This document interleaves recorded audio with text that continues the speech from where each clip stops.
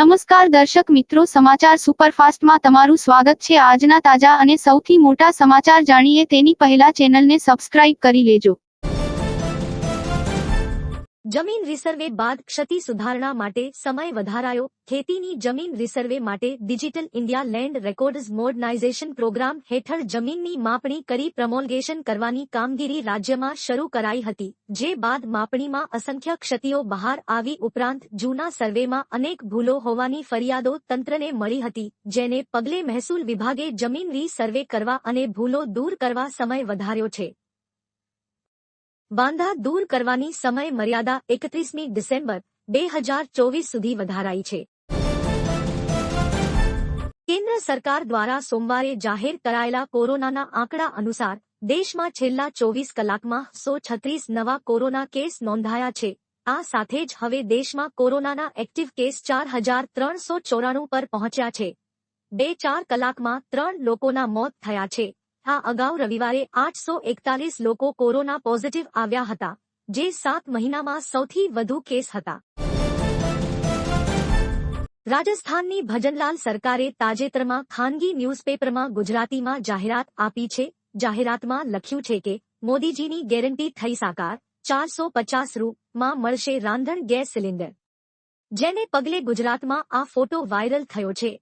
ત્યારે લોકોના મનમાં એક જ પ્રશ્ન છે કે શું રાજસ્થાનની જેમ ગુજરાતમાં પણ બીજેપી સરકાર 450 રૂપિયામાં સિલિન્ડર આપશે? આ મુદ્દે તમારો શું મત છે? કમેન્ટ કરીને જણાવો।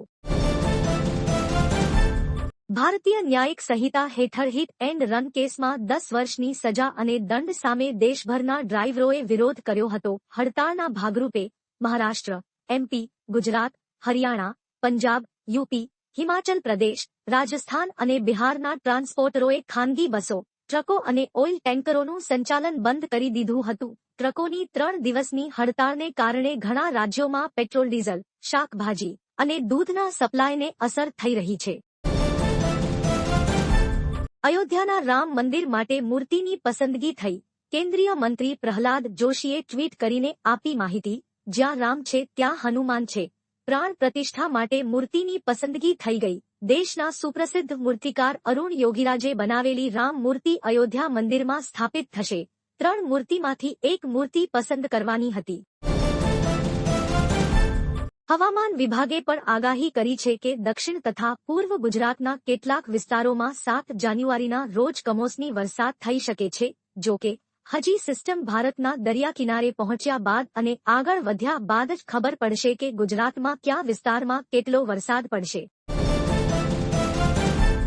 22 જાન્યુઆરીએ અયોધ્યા ખાતે મંદિરમાં રામલલાની પ્રાણ પ્રતિષ્ઠા કરવામાં આવશે, જેમાં ગુજરાત વીએચપીના વરિષ્ઠ નેતા અશોક રાવલે જણાવ્યું હતું કે ગુજરાત સમગ્ર દેશમાં આ પહેલ કરે અને આ દિવસે તમામ શાળાઓ, કોલેજો અને ઓફિસો બંધ રાખવામાં આવે, જેથી દરેક લોકો અયોધ્યામાં ભગવાન રામની પ્રાણ પ્રતિષ્ઠા લાઈવ જોઈ શકે। વીએચપીની માંગને સ્વામિનારાયણ સંપ્રદાય દ્વારા ટેકો આપવામાં આવ્યો।